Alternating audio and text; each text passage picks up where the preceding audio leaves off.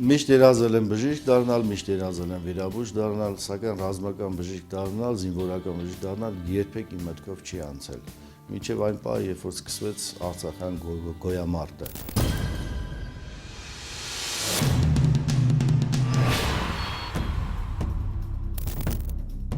93 թվականից շուրջ 23 տարի, 23-ից ավել հպարտ եմ, որ ես զինվորական ռազմական բժիշկ եմ։ Այնպես ստացվեց, որ իմ ուսանելու վերջի տարիները զուգադիպեց Արցախյան պատերազմի սկզբին։ Եվ ես դեռ ուսանող ժամանակ մեկնեցի Արցախյան պատերազմ։ Ես գնացի եւ զենքով, եւ սանիտարական պայուսակով։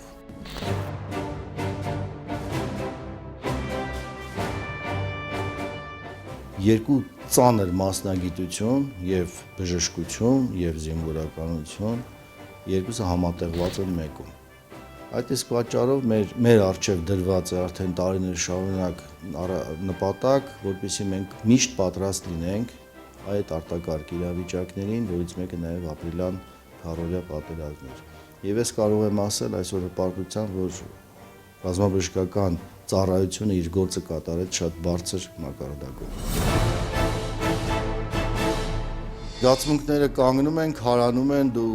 իրավունք չունես անգամ հարազատիդ կամ մոտիկի դրա աշխատելուց մտածել, որ դա մարդ է, որ դա որի կյանքի համար դու պատասխանատվություն ես կրում։ Դու պետք է մտածես, որ դա ուղղակի աշխատանք է, որը պետք է կատարել։ Իհարկե պահեր գալիս են, որ քարանում ես, իհարկե պահեր գալիս են, որ այդ պատի ես դեմ առնում եւ անցնելու հնարավորությունը շատ դժվար է լինում։ Բարի բուն իմաստով երկընտրանքի առջև կանգնել եմ, դա եղել է, երբ միանգամից երկու վիրավոր է եղել, երկուսն էլ իրար հետ լրիվ նույն վիճակում եւ պետք էր երկուսին էլ վիրահատել, բայց միակ վիրաբույժը ես էի։ Եվ երկու սեղանի վրա ես այդ վիրահատությունը կատարել եմ։ Մի սեղանից անցնում էի մյուսին, մեկից անցնում էի մյուսին, ամեն մեկտեղ մի օգնական, իրենք օգնում էին, բայց հիմնական գործը կատարելու համար ես անդադ սեղանից սեղան էի անցնում։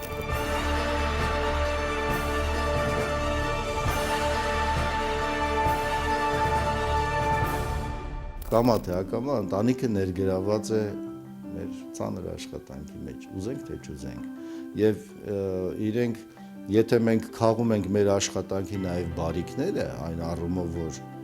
մենք կյանք ենք տալիս վիրավորին, բուժում ենք, ինքնաբավարարվածություն ենք զգում, մեր ընտանիքը դա չի զգում, միայն այն տանջանքն է զգում եւ տեսնում, որ մենք, ասենք, զգում ենք, ապրում ենք այդ կյանքով։ Անհուսալի հիվանդը, երբ որ ոտքի է կանգնում, դա գիտեք, երջանկում, մայրը ինչպես է երեխա բերում, դե գիտեք մենք ինքան երեխաներ ենք բերել արդեն։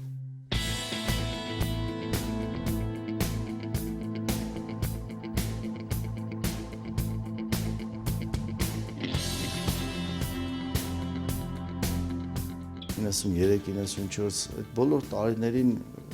չէ որ մեր ամբողջ բանակը եւ ռազմական բժշկությունը ոտքի էր կանգնում աստիճանաբար կանգնում էր, ես այդ բոլոր քայլերին մասնակցել եմ, մենք քայլ առ քայլ ստեղծել ենք բոլորս միասին այս